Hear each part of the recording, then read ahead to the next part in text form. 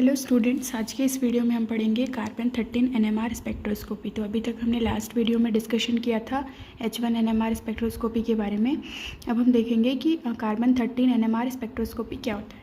तो सबसे पहले कार्बन 13 NMR क्या होता है। कार्बन के जैसे 3 आइसोटोप्स होते हैं कार्बन के, ठीक है। कार्बन अगर हम बात करें तो कार्बन के 3 आइसोटोप्स होते हैं। कौन कौन सी? एक होता है 12, एक होते हैं C और एक होते हैं 14, ठीक है। तो जैसे कि हमने NMR में पढ़ा हुआ है कि इसमें सिर्फ ऑड नंबर वाले कंपाउंड ही एक्टिव होते हैं, इसीलिए कार्बन के आइसोटोप्स में जो 13वां नंबर वाला आइसोटोप्स है वो NMR एक्टिव है, इसीलिए हम इसे कहते हैं कार्बन 13 NMR, ठीक है। उसके अलावा ये जो 2 आइसोटोप्स होते हैं 12 और 14, ये हमारे NMR एक्टिव आइसोटोप्स नहीं होते। सिर्फ कार्बन के 13 नंबर के आइसोटोप्स ही हैं वो जो हैं वो NMR एक्टिव हैं। दूसरी चीज़, अगर हम बात करें कि किसी लॉन्ग चेन ऑफ कार्बन में अगर हम बात करें तो एक कार्बन की लंबी चेन है, तो उस लॉन्ग चेन ऑफ कार्बन में कितने % चांस है कि हमारा ये जो कार्बन है वो उसमें जो आइसोटोप्स हैं वो 13 नंबर के आइसोटोप्स हो सकते हैं। तो किसी 100 अगर हमारे पास 100 कार्बन की चेन है तो उसमें से 1.8% ही चांस है कि ये कार्बन 13 नंबर का आइसोटोप्स शो करे और NMR एक्टिव हो। इसका मतलब क्या हुआ कि 100 अगर हमारे पास कार्बन की चेन है, 100 नंबर ऑफ कार्बन की लंबी चेन है, तो उसमें से सिर्फ 1.8% चांस है कि इसमें से ये कार्बन 13 NMR हो। अगर वो 13 NMR नहीं होगा तो NMR एक्टिव नहीं होगा। इस कारण से हमें जो NMR में जो पीक मिलती है, ठीक है, 13C NMR में हमें जो पीक मिलती है वो बहुत ही कम हो जाता है चांस हमको पीक्स मिलेंगी, क्योंकि 100 में से 1.8 मतलब आप समझ रहे हैं कि 100 अगर कार्बन की चेन है तो उसमें से 1 या 2 कार्बन होंगे जो कि 13 NMR हो सकते हैं, 13 नंबर ऑफ कार्बन हो सकते हैं, और अगर 13 होंगे तभी वो NMR एक्टिव होंगे, ठीक है। तो सबसे पहले देखते हैं क्या लिखा हुआ है। It is the application of nuclear magnetic resonance spectroscopy of carbon. Application का मतलब क्या कि वो एक ऐप है, ठीक है। Carbon nuclear magnetic resonance spectroscopy का एक ऐप है। It is similar to the proton NMR and allow to identification of the carbon atom in organic molecules just as proton NMR identify hydrogen item.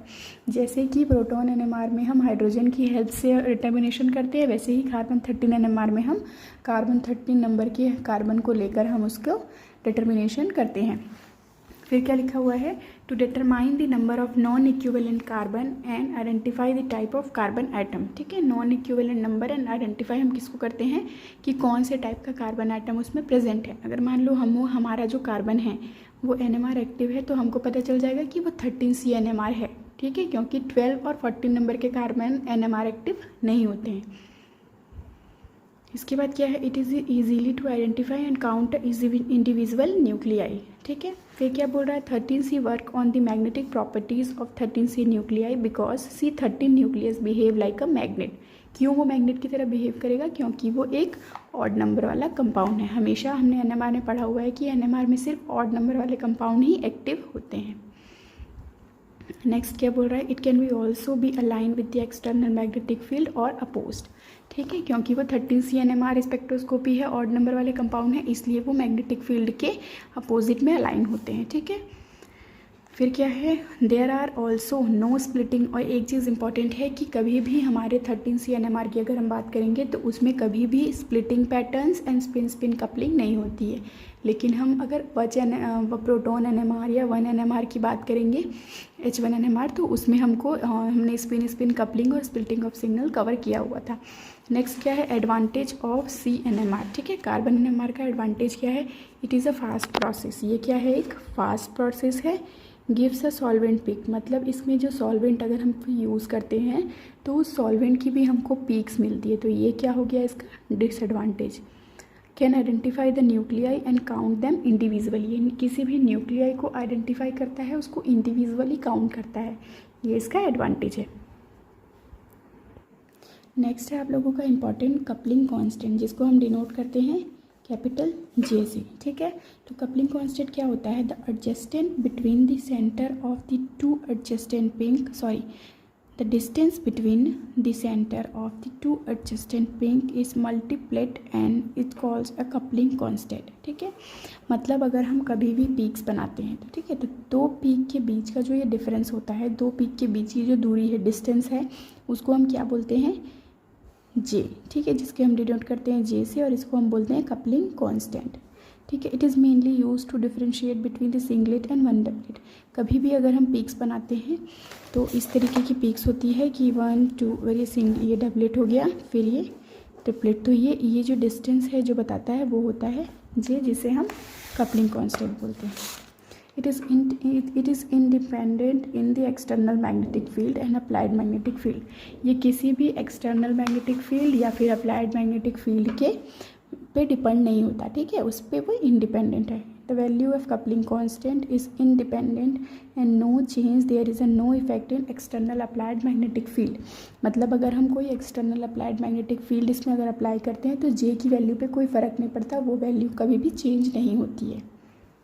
Next है आप लोगों का, next है unit of coupling constant is hertz. ठीक है, अगर complete हम coupling constant के यूनिट की अगर बात करेंगे तो उसका यूनिट क्या है, hertz, and it is also unit पर कपलिंग कांस्टेंट। क्या बोल रहा है, generally the value of coupling constant is up to 20 hertz. मतलब हमेशा कपलिंग कांस्टेंट की वैल्यू कितनी होती है, 20 हर्ट्ज़ से ज़्यादा।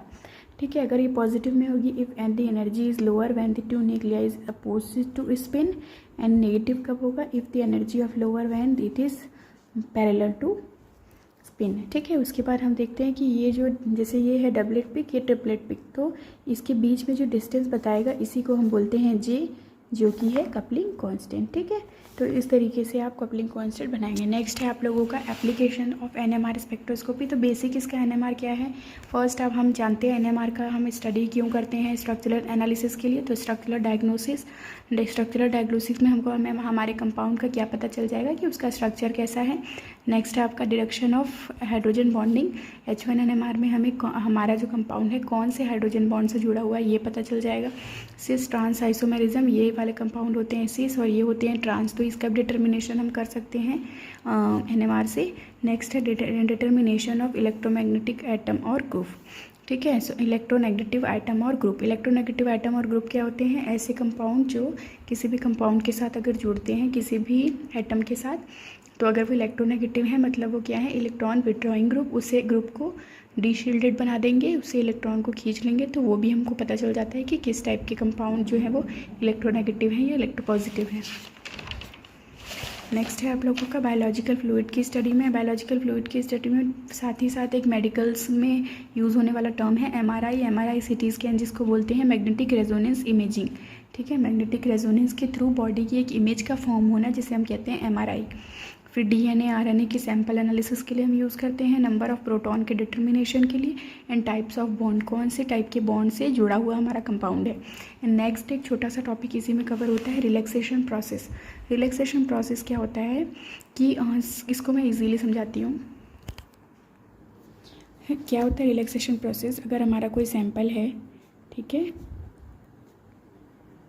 ये कोई सैंपल है, इसमें हमने क्या दे रहा है, एनएमआर में हम क्या देते हैं, रेडियो फ्रीक्वेंसी की लाइट। अगर हम सैंपल को रेडियो फ्रीक्वेंसी की लाइट्स हम डायरेक्टली पास करते हैं तो ये सैंपल पे आती है। तो सैंपल सबसे पहले अपने ग्राउंड स्टेट में होता है। ठीक है, ग्राउंड स्टेट, यही ग्राउंड स्टेट को हम कहते हैं अल्फ़ा स्पिन स्टेट।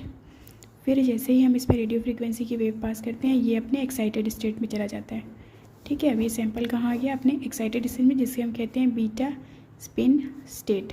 ठीक है, ये हो गया बीटा स्पिन स्टेट। तो अल्फ़ा से बीटा आया, फिर उसके बाद ये फिर से अल्फ़ा स्टेट में आ जाएगा। तो फिर से जब ये अल्फ़ा स्टेट में आता है तो यहाँ पे ये हमारा कंपाउंड क्या करता है, रिलैक्स।